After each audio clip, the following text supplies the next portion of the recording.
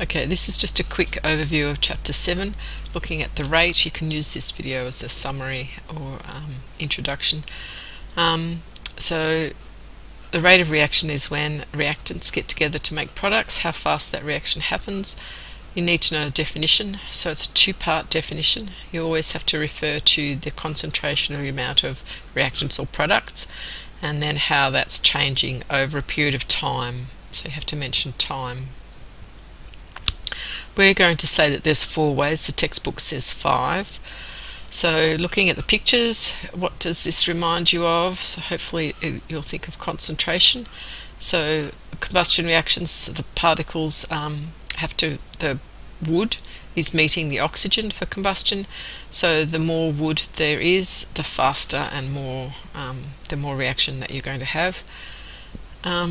This one, if you assume there's the same amount of ice, then this picture has the ice broken up into pieces. So the one that's in pieces will react faster, because instead of for ice to melt, the heat must be absorbed by the ice. So if you break in here, then you've got these extra surfaces on the inside, so this surface here and this surface here, which will absorb the heat and make the ice melt faster. So the smaller the particles you have, the bigger the surface area.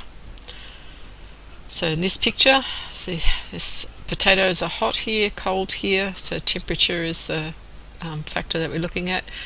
Whenever you talk about temperature, you always must mention 2 things. Particles collide more quickly. So if there's 2 reactants required, then they will collide more frequently. So the word frequently is the first part. And then once they do collide, not all collisions result in a reaction. So if a collision results in a reaction, that's successful. So if you've got more energy, then more of the particles, a greater proportion of the particles, will have enough energy to overcome the activation energy, which is the energy you need to break bonds. And so there'll be more collisions that are successful. For this particular example, potato cells have long starch molecules which are surrounded by water, and when you cook them, the bonds break between the molecules and allow the water between the molecules. Catalysts is the last one. This is also affecting a more proportion, so more reactants will have enough energy to overcome the activation energy. Catalysts do it in a different way. They go by a different pathway. The chemicals will go in a react differently, and that reaction needs less energy. Okay. So the textbook says there's 5 things for pressure as well, for gases. So because pressure is actually made up of 2 different things, the gas concentration and the gas temperature.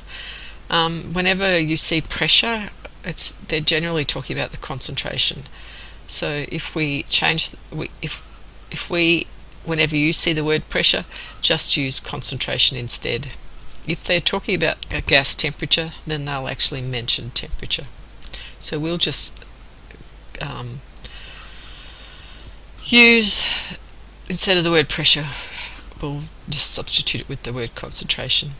So 4 factors, 3 of them result in greater frequency of collisions.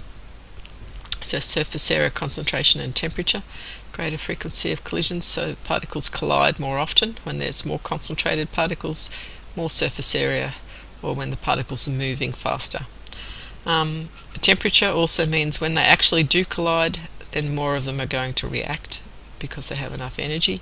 And catalysts means more of them are going to react because there's less energy needed.